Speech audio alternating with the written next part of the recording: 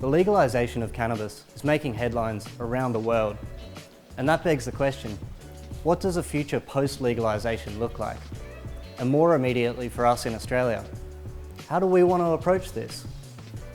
G'day, my name's Tom Forrest, and with the help of the Churchill Trust, I went around the world looking for answers. My first stop was Vancouver. I was there to check out the newly legalised Canadian industry. I'm proud today to be at Aurora Sky, visiting John, the Director of Cultivation, to learn about how they do it at the world's most technologically advanced cannabis production facility. With about 600,000 square feet of canopy space, I believe this is the biggest purpose-built facility in the world. So, we are producing cannabis at a medical level. Cleanliness is very, very important. We want to prevent contamination from the outside world and just keep everything as clean as possible, because clean in, clean out is the best way to avoid any issues. So this is actually a hybrid greenhouse. So we have glass ceilings, but it's still a building. And then what we also have is we have secondary lights up. So if the sun isn't high enough, if it's raining, that we have enough lights that we can still grow in the areas. Year-round production. Year-round production. So we're standing here in the mother plant room. In my opinion, the most important room of the whole building. It's their genetic bank, it's their genetic vault. In terms of the scale and production, there is nothing else similar to this around the world. As you can see, all the plants here need to be kept in pristine condition, and if anything goes wrong, the flow-on effect would affect the entire facility. And you can see by the plants out behind me, the consistency and just the general health and vigour of these mother plants is flawless. Growing cannabis in a city centre has certain difficulties with it. Security 24/7. Yeah. Every door has a badge with it before you go in and out, so every person is tracked every room within the facility, and there's multiple places throughout. We have cameras to back everything up.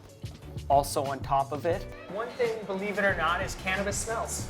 I know it's surprising, and the even weirder thing is the quality and the smells usually go hand in hand. So we have massive HVACs in the room, so we have 3 separate units. So what they're doing is just taking everything out, scrubbing the air, and putting it back out nice and clean. Above my head is a fresh batch of flowering plants on their way to the flowering room. On the other side here, we've got plants on their way to be harvested. It's like a two-way highway, transporting and moving rolling benches wherever they need to go. Here they come, and off to the flowering room you go. Goodbye, girls. Good luck. I've never seen or heard of a facility that has this level of automation in such grand scale. There's no other way to manage a 600,000 square foot canopy without having thousands upon thousands of people. So the whole facility, including post-processing, is supposed to run with about 300 people. Incredible efficiency for the sheer quantity of plants and biomass being moved around. That's a very efficient workflow. It is, and it's working unbelievably well. I'm very impressed with how well and how efficient it is. So the challenge lies in cultivating commercial quantities of cannabis, harvesting at regular intervals and without any contamination. Farmers using beneficial bugs and organic sprays as pest prevention, as that's all that's allowed by strict compliance laws. Beneficial bugs predate and interrupt the life cycles of pests without needing harmful sprays. The timing and release of these bugs needs to be carefully planned according to the crop's life cycle. Everything is programmed, controlled, trialled, monitored. It's compliance to the nth degree. And did that take a little bit of time to figure out exactly what that program would look like? There's a lot of different loads, so you got to look at what your bio loads and your pest loads are. It depends on what you're finding, so scouting is the real thing. So having a look at what is actually affecting your plants first, and then building a program around that. And again, throwing a pesticide on it, maybe it hurts the plant, maybe it doesn't. Exactly. They say it's fine, but have we seen the long-term test results? I think the future of IPM is going to be effective use of beneficials. And what do you think is missing from the cannabis industry, whether it might be technology, training, genetics? Is there something that we can improve upon? Research and knowledge, right? I think that's the biggest thing. The genetics are one thing, and that's going to make changes in everything. But again, we're a startup industry. The majority of our data that we have, now we're starting to collect data so we have a better idea, but previously all the data that we knew about were all anecdotal from gray market sources, right? So we don't know yet. So I'd say research. So the main thing is we've got to find out what the bests are. Like that's, I'd say, the biggest things that are missing. Like, you know, there's a bunch of people, we're doing our best, but is that actually the way it is supposed to be? I don't know. I wanted to get a feel for what an open pasture future might look like, and that took me all the way to Europe. I travelled to rural Italy to meet Gianpaolo Grassi, the legendary Italian geneticist. Unfortunately, sugar beet was one of the reasons that make the stop of hemp. 2/3 of the price of sugar beet derived from subsidies. And so this means that is only a reason of fighting of politics, not fighting between two crops that are more or less productive. And so now I am like a revenger or something, try to start again. But it's not all sunshine and flowers in Italy. But they have no labs, no money, no gasoline for the car, and so you can control. You can imagine how they can control properly the situation. So they call me sometime. It's something very incredible that they approve a law, but didn't think how to apply this law. I hope that only a little part of what has been spent for sugar beet could be utilized for transformation of hemp, and I think with the same chance we will obtain much more better result than with sugar beet, because the potential of the product for industry, for food, for medicine, for many applications with cannabis, with hemp, will give better result, I think. And so when we have some new support, some people, because here I am alone as a researcher with 1-2 technician available. Yes. And a colleague of mine is a phytopathologist, has 2 people. And there are 2 people that take care of the farm, that is 62 hectares. Quite 2 people. 2 people. Take care of 62 hectares. So you can imagine the activity that we can do is very limited. Italy's unfocused approach to legalisation and the uncertain future of subsidies for traditional Italian staples like the sugar beet hasn't helped those people trying to do the right thing, and has even pushed some people back into the grey market. Knowledge of farmers is great. They understand if they want a reproducible CBD flower, they won't get it from certified genetics from the EU list. Yeah. So they go as to so far not to clone, but they go in Austria and actually smuggle the plants in Slovenia and just put them inside. And the inspector, when he comes and makes the test, he doesn't know. Yeah. He doesn't know when the flower, when it's set to flower. So problematic legislation isn't just an Italian concern, it affects Europe as a whole. I travelled with Jan back to his hometown in Slovenia. Jan has been instrumental in establishing legal trial crops across Slovenia. His mission is to redefine the genetic potential of cannabis and hemp. Jan was an incredibly generous host who was also able to provide exclusive access and introductions to the unique characters involved in the Slovenian cannabis industry. At first glance at the pastoral nature of Slovenian hemp, you'd be forgiven for thinking there is no way that they can compete with the large multinationals. But Oliver and his son have made a harvester, partially built with World War II surplus, that works better than any commercially available option. This is one of an ATVs, I think, from the Second World War. Other groups have made a massive extractor that separates the resin from the flowers without any solvents.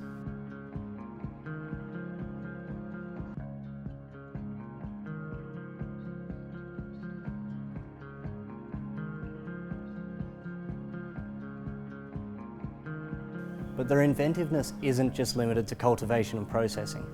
They're also discovering new methods of manufacturing.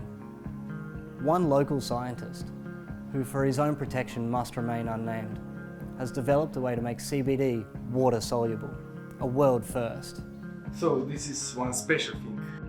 One area where the agricultural research sector has actually managed to get their government on side is Israel. I met with Hinanit at the Voltai Institute of Plant Science to to find out just how they've achieved this. What allowed us to do this research is first the interest of the Israeli government in medical cannabis. It's not just that we are here and the Ministry of Agriculture are interested in this plant as one of the crops to be developed in Israel, but it is also the authorization and the deep collaboration with the Ministry of Health that allowed us to work on this plant and then to develop it further. We became leaders in the sense of how to promote medical products to medical trade. This is a language that the pharmaceutical industry is able to start and understand. Yep. This is the language that physicians can start and prescribe. Talking with Hinanit at the Voltai Institute, it was very clear why Israel is at the forefront of medicinal cannabinoid research. Where we are about 200 scientists, each has its own lab and its own domain and aim and questions that he's about to answer. Everything is related to agriculture, Israeli agriculture, but also worldwide agriculture. That's really interesting, right? It's nice to hear that people are actually doing the right research to push it in the right direction. Cool. Can we go have a look at your lab? Yes, you can. I just have to tell you that you are not allowed to film in the lab. Okay. I've just come out of Hinanit's labs. The work they are doing in there is absolutely incredible. I am here at the Emery University to see Dr. Raphael Mechoulam, the pioneer of cannabis research and the man who first discovered an isolated THC. Pretty excited to meet him, a bit of a fanboy. Let's go inside and check it out. The plant doesn't make THC and CBD, it makes the acid, THC acid. And these acids have not been well investigated because they're not stable. And not being stable, then people don't want to investigate it. So we made them stable, I'm a chemist, we made them stable and started looking at them, and yes, they are very potent compounds. The CBD acid in the stable form is an anti-anxiety drug, antidepressive drug. It does all kinds of things, so we have published several papers on that. And now we're working on addiction. Our body sees addiction as a disease, and therefore it fights addiction. And we went ahead to find out how it fights addiction. And we found a compound that is formed in the brain, and we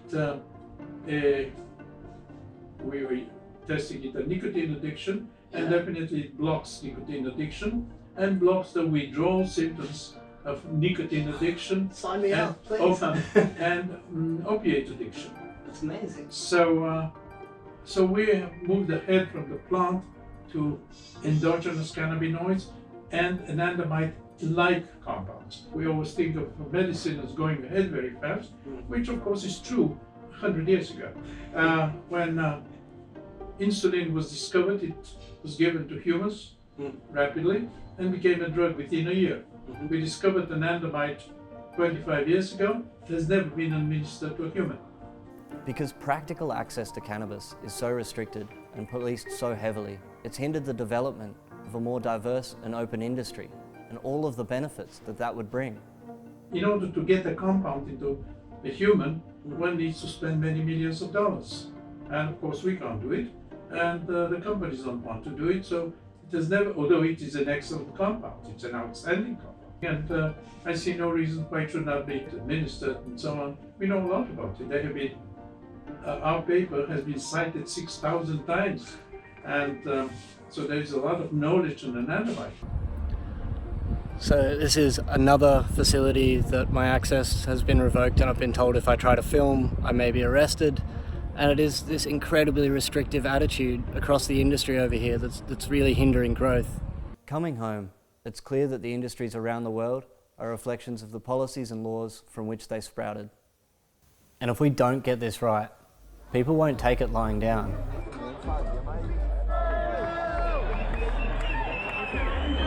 So I'm on my way down to Sunset Beach in Vancouver. for the 420 rally, where 150,000 people have gathered at an unsanctioned event to protest against Canada's current approach to legalisation.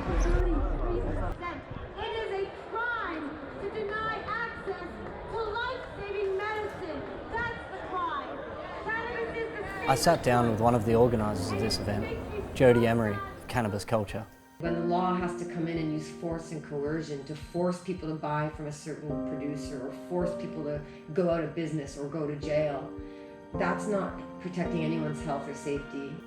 It's clear to me, to have a vibrant industry, the most important aspect is practical policy.